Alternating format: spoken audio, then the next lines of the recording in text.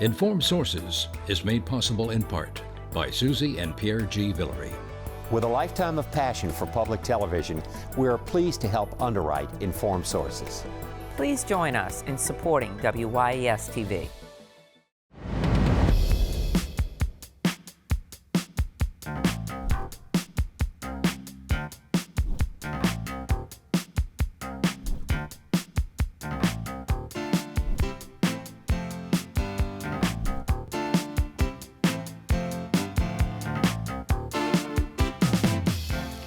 Hello, I'm Marcia Cavanaugh. Thanks so much for joining us. This was the week when the governor lifted the mask on certain COVID mandates. And while his decision was a shot in the arm for the economy, there are still certain cautions. We will look tonight at where we've been and where we're heading. News from Ukraine touched home this week, including a New Orleans police officer leaving the force to fight in the war, plus the death of a filmmaker with New Orleans connections, and also an ongoing landfill controversy. All of this, plus a former Catholic school layperson teacher and coach returned to jail, and the announcements of two new developments, one for affordable housing, the other for a possible movie studio, are on the bill for tonight's Informed Sources. Errol, Laborde, producer of Informed Sources. Gina Swanson, news anchor, WDSU TV, Channel 6. Rich Collins, reporter, Biz New Orleans magazine. And David Hammer, investigative reporter, WWL-TV, Channel 4. Going over to Gina first. And the governor this week had a really important announcement for us.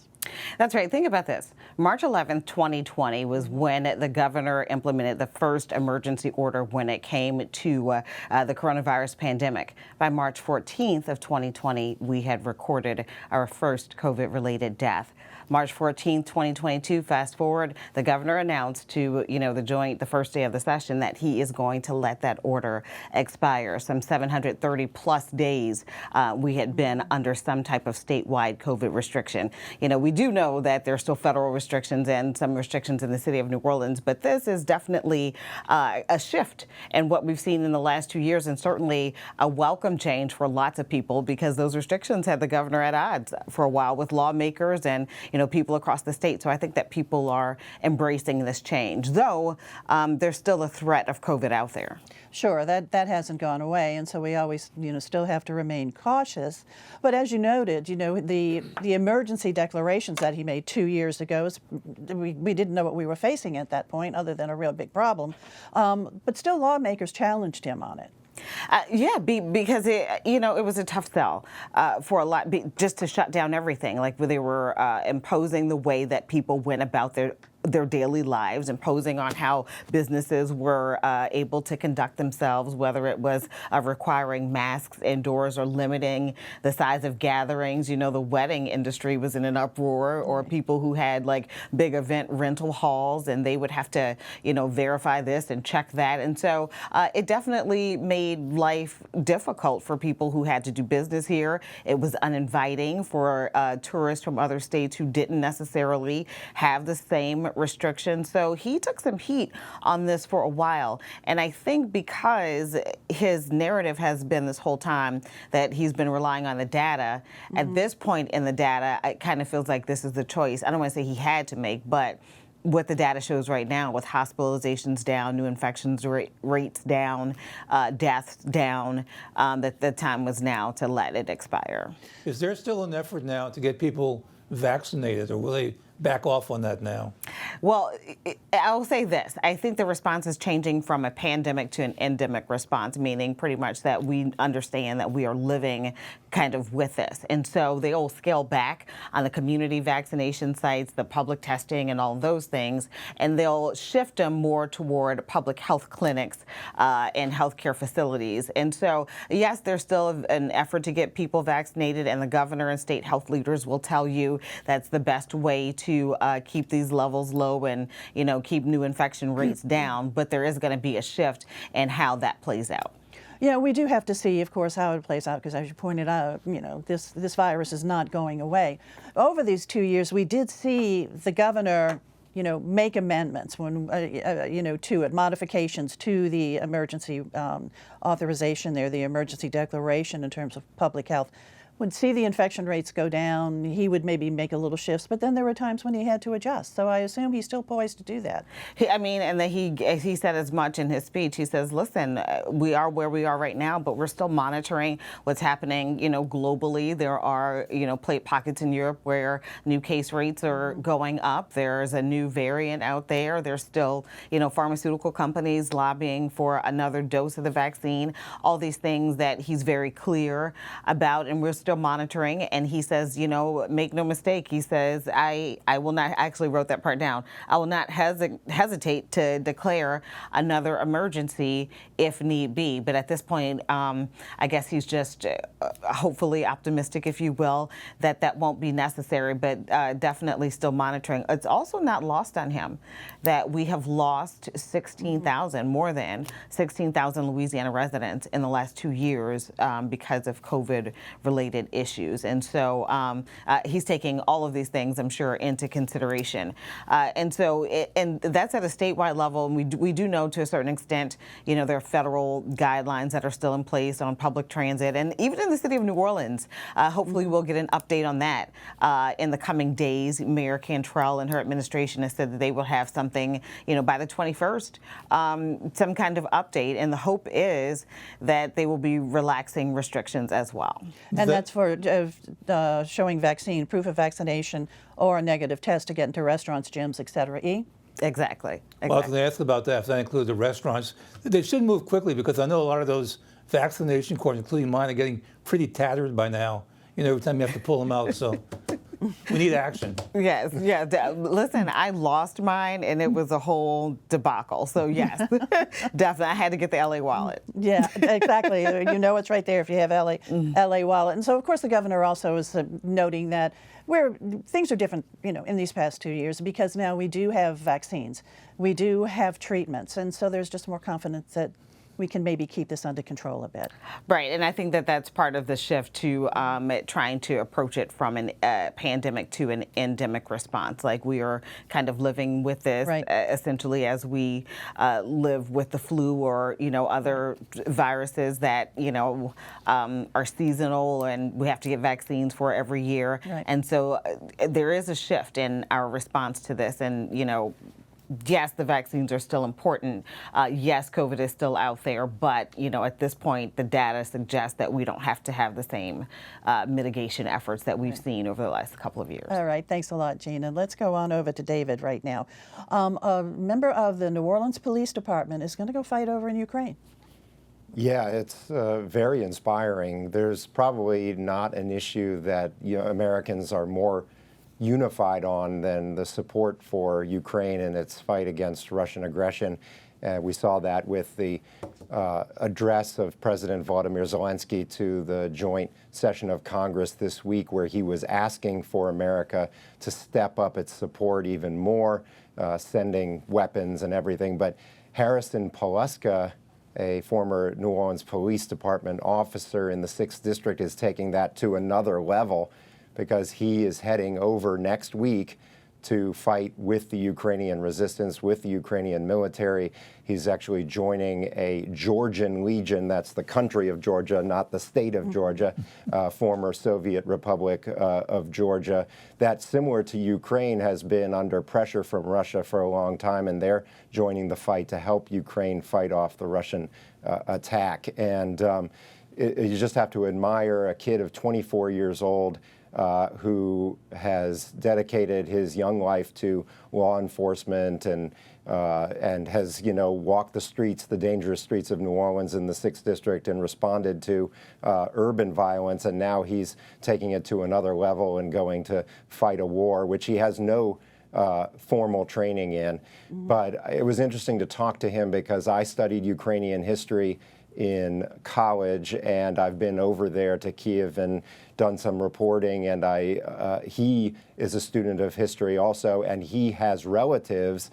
He didn't want to give specifics because he's actually concerned for their safety, but he has relatives living in some of the hardest hit Ukrainian cities, Kiev, Kharkiv in the east, which is the second largest city that's just being completely obliterated as we speak by Russian air assault, and also Mariupol, where that hospital was hit, which a lot of people has led President Biden and other world leaders to declare Vladimir Putin a war criminal. Well, we certainly wish him all the best and safety. This is certainly, like you said, quite admirable, very brave. Absolutely, and it was interesting to do an interview with him while he was packing up his apartment, everything in flux, and making the decision to go back to his home in Grand Rapids, Michigan, where he grew up, to see his family possibly one last time. He told me he plans on coming back alive.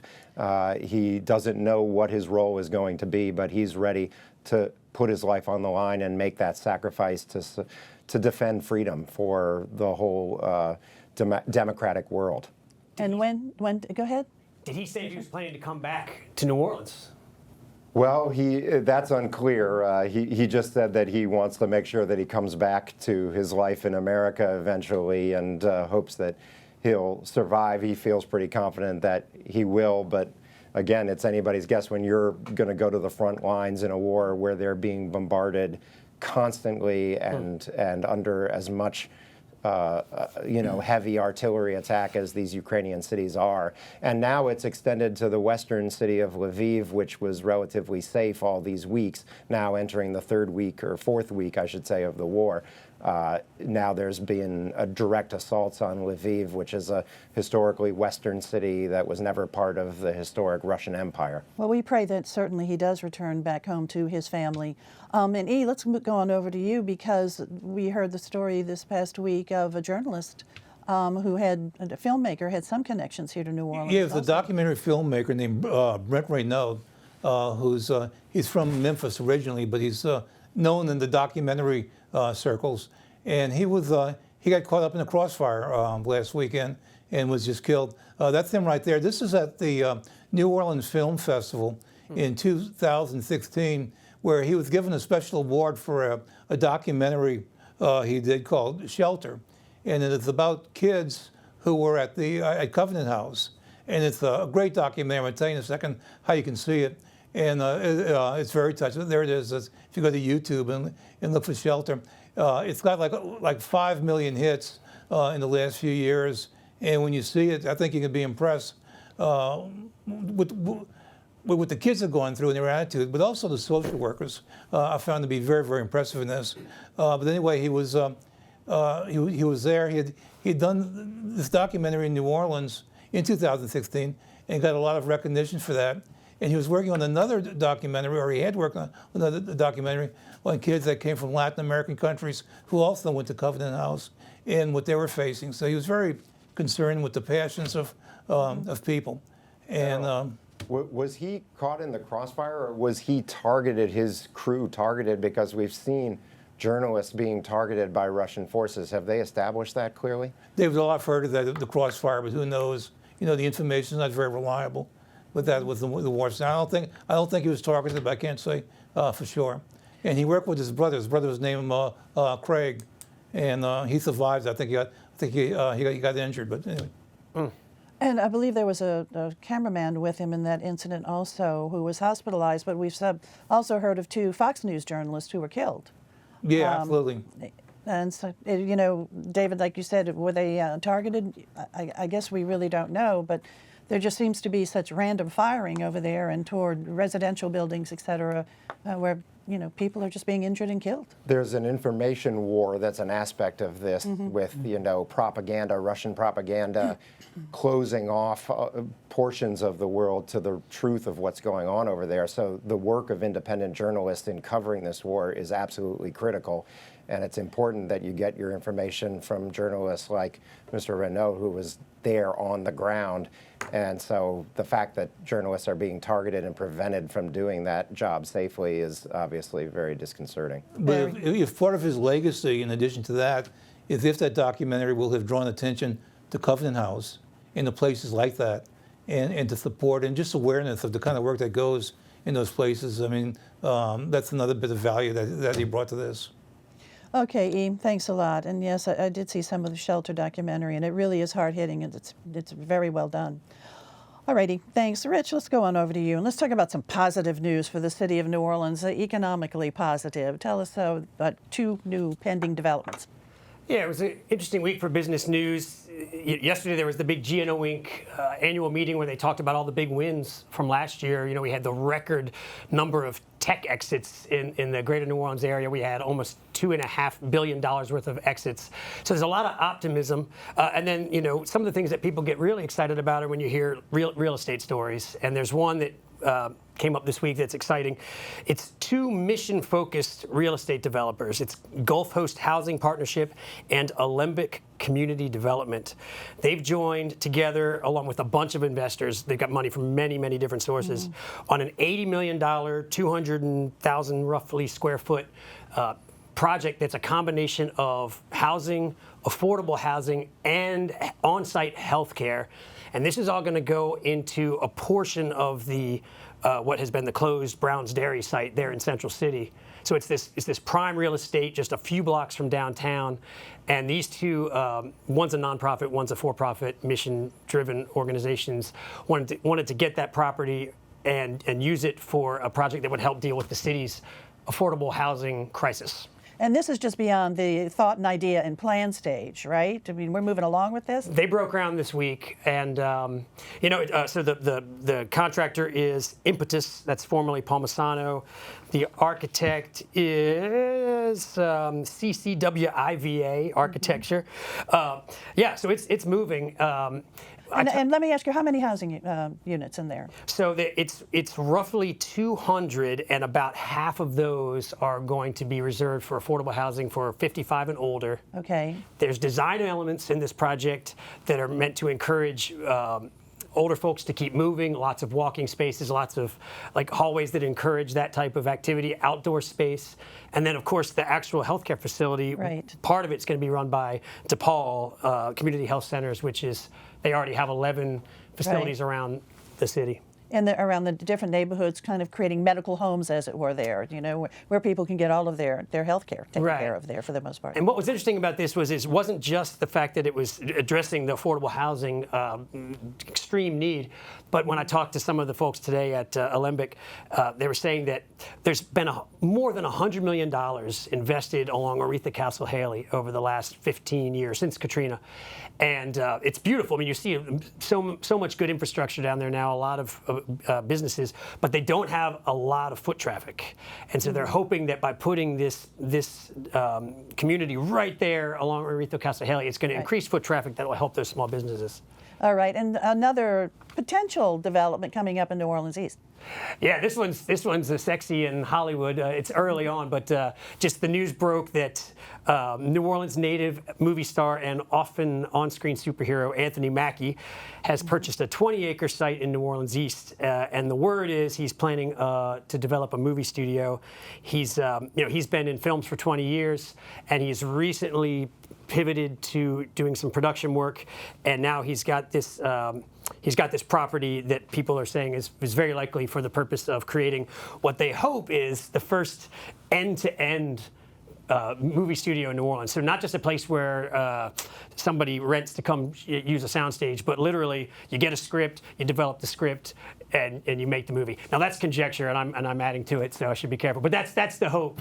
And then it's also, people are excited that it's investment in New Orleans East. So. Right. You know, there's potential for the Six Flags being a project out there, and this is just another potential hub. And then also, and his brother has that project out there. Right, exactly. I was just going to say, Calvin Mackey has the STEM project out there. Right, his brother's involved with STEM NOLA and their whole New Orleans East initiative. So, yeah, the Mackey brothers are single-handedly trying to invest in that part of town. And he's also a former Bacchus. And and also educate our young ones. That's what certainly Dr. Calvin Mackey has been doing in the sciences. Okay, Right. Okay, that's very exciting. We'll see what goes on with that property over there. Thanks a lot, Rich. Sure. David, let's go back on over to you. And this is a story that you'd been working on of a former Catholic school teacher and also coach who had been in prison because of sex crimes, but then was let out of prison, and now is back in.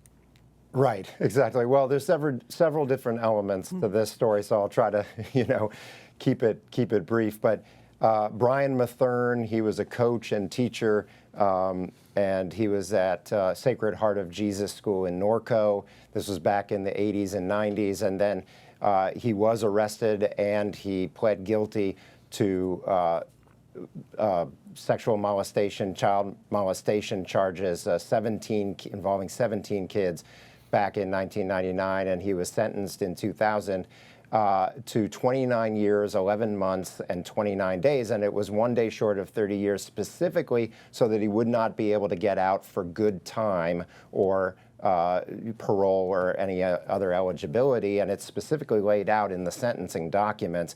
But then he was let out last month after just 22 and a half years. And so I started asking questions, and in the process of doing that story, the Department of Corrections realized that they had made a mistake and went back and rearrested him and put him back into prison, but not before I went up to try to, they didn't get back to me for several days, so I went up to try to find him. He had registered as a sex offender in Tangipahoa Parish, so I went up to find him, and his brother-in-law attacked myself and cameraman TJ Pipitone as we were trying to set up and go to visit the house. We never did get on the property, but he came out and sideswiped with his vehicle, the cameraman Pipitone, and he got out of the vehicle, came at me and TJ with a wrench at one point, and busted up my phone when I was trying to take video of the scene. Anyway, he was arrested. But the other element of this is that the person that, one of the victims who first came forward, his name is Chad Becknow, he told his father what had happened, and his father was watching as Brian Mathern was continuing to teach and coach at this school, and he came forward to the bishop at the time, the auxiliary bishop of New Orleans at the time, Gregory Ament, and that was in 1998. Well, it took a year and 3 months, I believe it was, before they finally suspended Mathern. So he continued to coach at the time, and our reporting found that there were other victims that were victimized during that time frame when the Archdiocese was aware of what was going on. And at the time, the Archdiocese said they were restricted from doing anything until more than one person came forward, and they did their investigation, and it took 2 months from February of '99 to April of '99, and they did suspend him when the Becknows came forward to police. But the problem is Mr. Becknow, Walter Becknow, actually went to Gregory Ament with this complaint in February of 1998. So we wanted to find out what took so long. Why wasn't the church able to do something about this like they have more recently? And the church just said that they had already addressed this before in the past, and they weren't going to say anything more about it. But it does raise questions, and the father of this Chad Becknow, who has continued to suffer from the effects of what happened to him when he was a kid, is still very upset about it and still wants to know why wasn't more done by the church to protect these children back in the late 90s. When did Mathern first go to jail? He first prison? went to prison in 2000 and was sentenced to the 29 years, and of course 29 years, 11 months, and 29 days, and of course here we are in 2022, so he only served the 22 years. Did they ever explain what the mistake was? No, they never gave an explanation other than that they didn't understand that there was this process from the documents and the court documents, and I went to them and I said, look, I got these court documents that very clearly lay out that this person is not allowed to get good time release, and you released him for good time. What's going on? And David, it lends itself to the question, are there others out there who have been released on this kind of issue or technicality, if you will? Right, Gina, I agree. And, when I first went to the Department of Corrections with these questions, they were quite defensive, but they said, let us look into it. And I gave them several days, and about two days into it, they went and rearrested him. And you're right. How many more of those are there out there that have been released too soon? Very good question. All right, David, thanks a lot. Gina, let's go on over to you and wrap this up. There's been a judgment on the Gordon Plaza landfill. Yeah, definitely. $75 million from civil court judge Nicole Shepard that was issued this week, if you will, on behalf of the 5,000 plaintiffs who've been part of this class action litigation against the city, Hano, at one point the school board, for 30 years now. And so while $75 million, sounds like a lot of money, when you think about the 5,000 plaintiffs, it really, doesn't add up to a lot. Particularly if you factor in, what the lawyers may get, or, how the settlement breaks down per family. Not everybody would be entitled to the same amount of damages. And then the question, prior to that even, is the city going to pay this money? The city has a long list of judgments that have not been paid. And so it'll be interesting to see.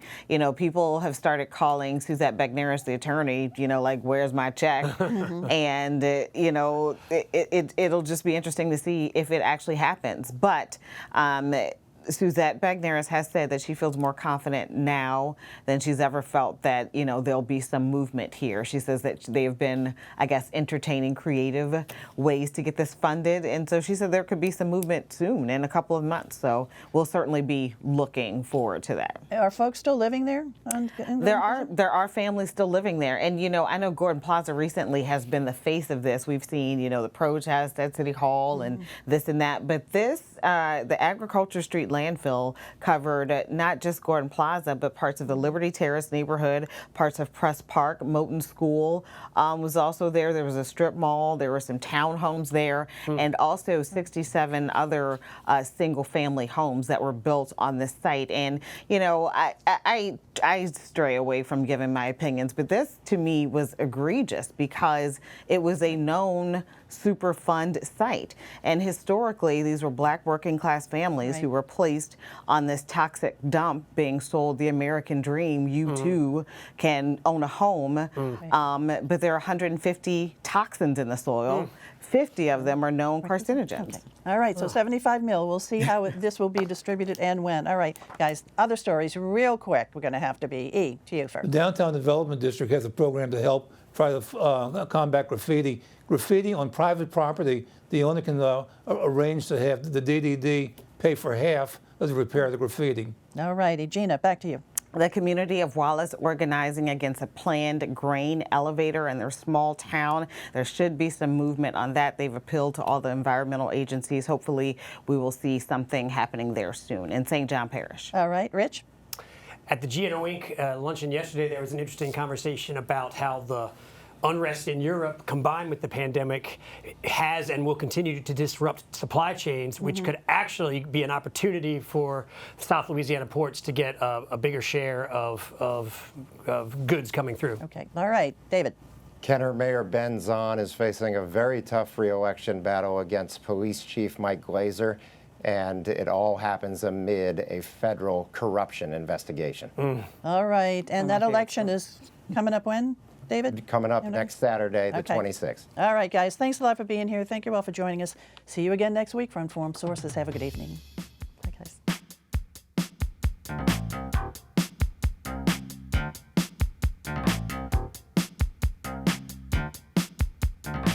Informed Sources is made possible in part by Susie and Pierre G. Villery. With a lifetime of passion for public television, we are pleased to help underwrite Informed Sources. Please join us in supporting WYES TV.